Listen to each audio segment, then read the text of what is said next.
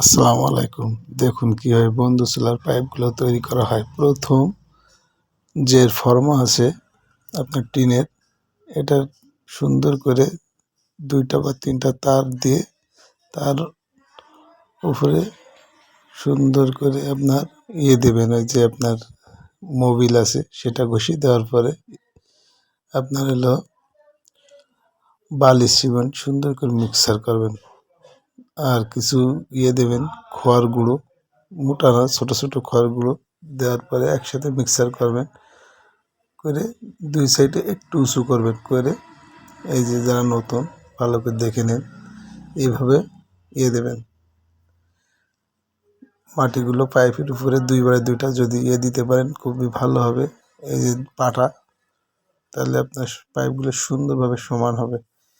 দেখুন, তারপরে এইভাবে মাটি দেবেন এবং ভিডিওটা শেষ পর্যন্ত দেখলে বুঝতে পারবেন কীভাবে কী করা হয়। ভিডিওটা দেখতে থাকুন।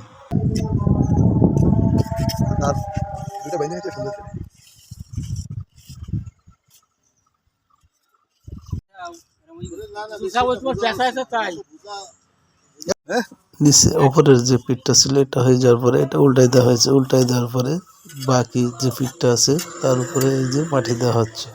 এক পিঠ অলরেডি আমাদের শেষ, এবার আর এক পিঠ দেওয়া হচ্ছে। দেখুন কীভাবে দেওয়া হচ্ছে।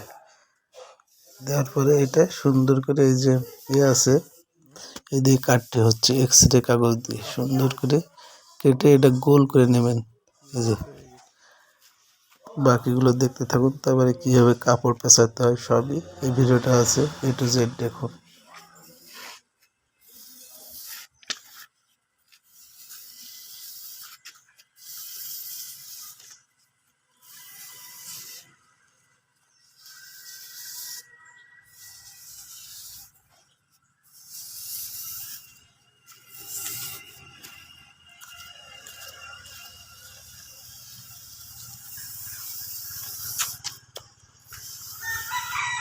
একটা আমাদের অলরেডি হয়ে গেছে, ওই যে আমরা খাড়া করে রাখছি, এভাবে খাড়া করে রাখবেন যাতে পড়ে ভেঙে না যায়। ঠিক আছে, একদিন পরে আপনারা খুলে নিতে পারবেন।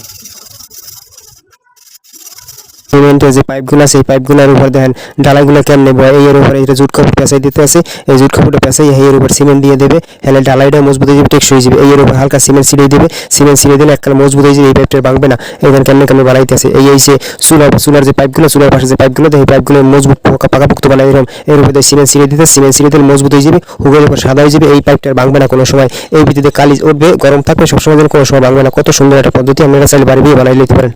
এবার এরপরে ভালো করে আপনি একটু সিমেন্টের ফিনিশিং দেওয়ার পরে সুন্দর করে খাড়া করে রেখে দেবেন। দেওয়ার পরে একদিন পরে ফরমাতে খুলে এটা 1 সপ্তাহের জন্য পানিতে ভিজিয়ে রাখবেন, তাহলে এটা ব্যবহারের উপযুক্ত হবে। ধন্যবাদ, বাই বাই, আল্লাহ হাফেজ।